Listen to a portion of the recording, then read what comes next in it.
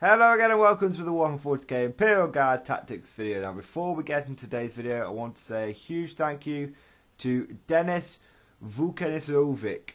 I'm pretty sure I pronounced it correctly. Let's try that again. Dennis Vukasinovic. That's as good as it's going to get, mate.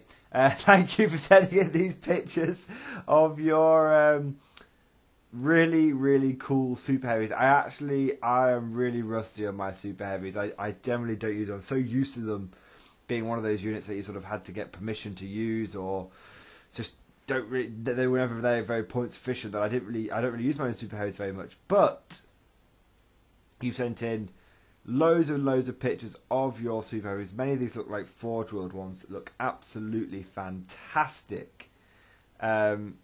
Really cool. They are part of your Valhalla Super Heavy Detachment, the Iron Curtain. Love it. Especially with the Soviet theme on the tanks. And it's led by Commander Zhukov. Again, love it. Absolutely fantastic, mate. Really good job on these things. I recognise the Shadow Sword. Yeah, and if anyone else has got any cool pictures they want to send in to me, please put them on my Facebook page. There will be a link down in the description below. I always say put them on my Facebook page because that's where I check the most these days. So if you guys want me to take a look at some of those pictures and possibly use them in future videos, please post them to my Facebook. Anyway, without further ado, let's get on with the video now. Sort of getting off to an armoured theme with these pictures, I want to explore the possibility of the return of the Leman Russ Eradicator. Okay, now some of you maybe say, well, what are you talking about, Mordian? The Leman Russ Eradicator never went anywhere, and that's true. It didn't. But no one ever uses it. You very rarely see it being used. And the reason for that is because it's generally overshadowed by things like the battle cannon. But with the increasing likelihood, increasing validity of the rumours that we're seeing about -1 to hit armies being changed to always in cover armies, the ability to ignore cover is going to become much more important. Okay, and I think that the Eradicator, like the sort of chapter tactics of the Iron Warriors and the Imperial Fists, the ability, those things to ignore cover are going to become really big, because you're still going to have a lot of gun lines which are going to use the +1 the always in cover trait. Being -1 to hit is good, but pretty much having +1 save all the time it's still amazing.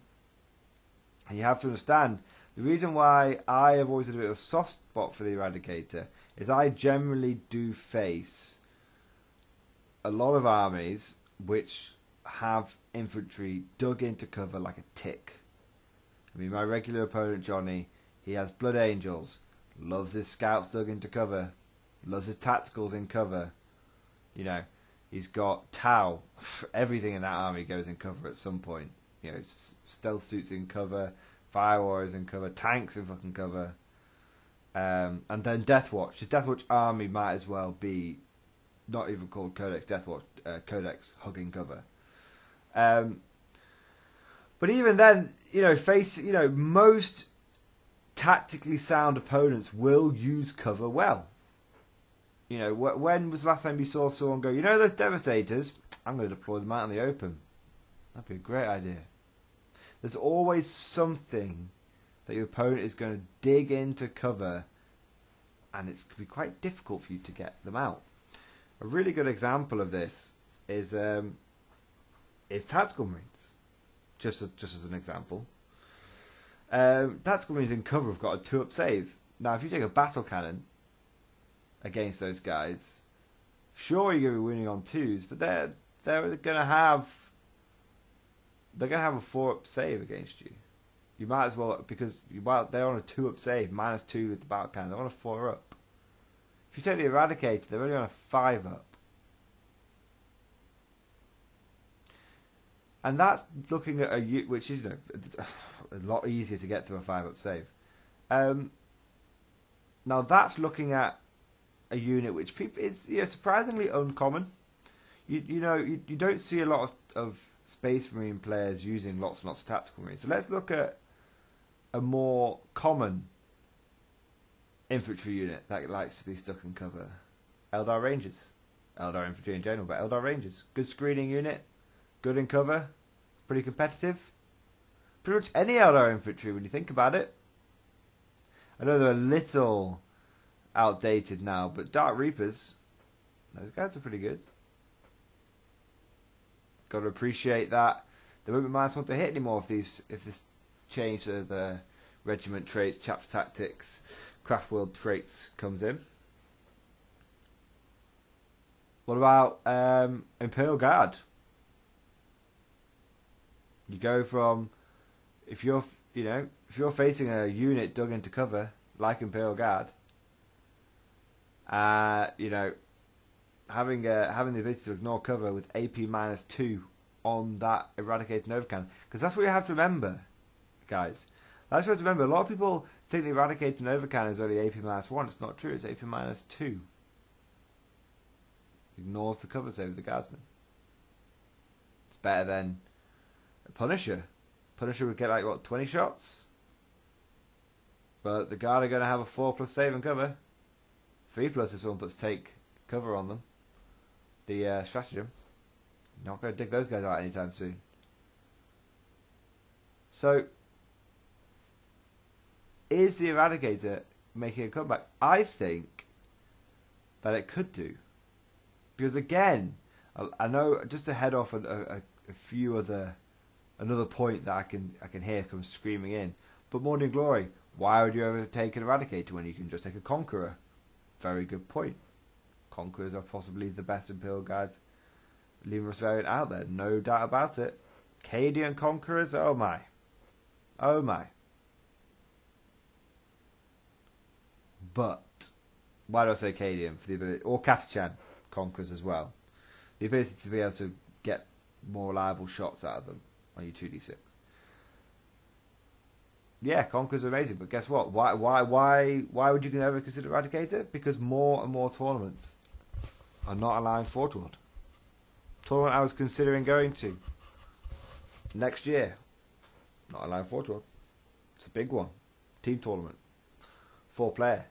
I still might go. But no Forge World. Can't take my beloved Steel Legion. It's going to be tough. So there you go. So the ability for the Eradicator to ignore cover, I think, is going to be a big one. A big one. Essentially, how you can look at it is it's AP -3 when targeting things in cover. That's pretty good. Now, the one last thing to mention. Speaking of AP -3, why wouldn't you just take a Executioner? It's a good point. Why wouldn't you take an Executioner? Executioner strength 7, Eradicator strength 6. Executioner is AP -3 all the time. Eradicator is AP -2 all the time, but it's all cover, so it's only AP -3 against things in cover when you think about it. It's a good point.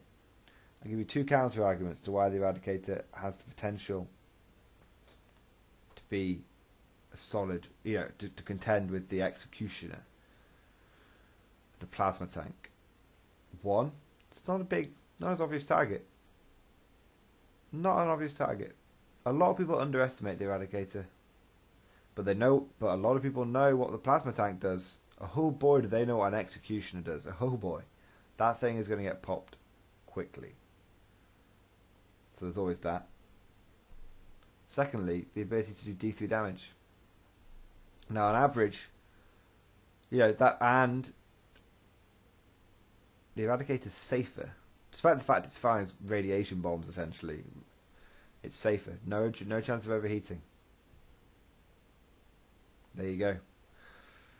3 small advantages. I don't think they're advantages. I don't think they've necessarily put it over the Executioner, but they definitely make it on par with it.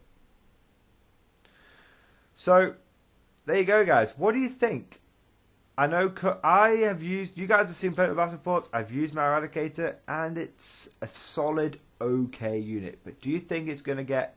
And that's in the current climate, current meta. Do you think it's going to get better when, or if, -1 to hit traits become always in cover traits? What do you think?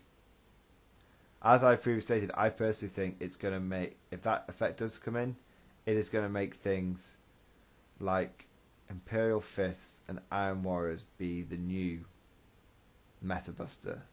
And that sounds crazy, right? But think about it. Iron Warriors, ability to ignore cover, ability to be fearless around your lord. Crimson Fists, or Imperial Fists, any kind of fists. Guess what? Captain Lieutenant combo. All those devs, rerolling 1s to hit, rerolling 1s to wound, ignoring cover. Nasty. Very nasty. So guys, tell me what do you think? Do you think ignore cover in general and the Eradicator is going to become much more important? Or do you think people will just shift away from using those kind of armies? Not bother with them. Tell me what you think. See you guys next time.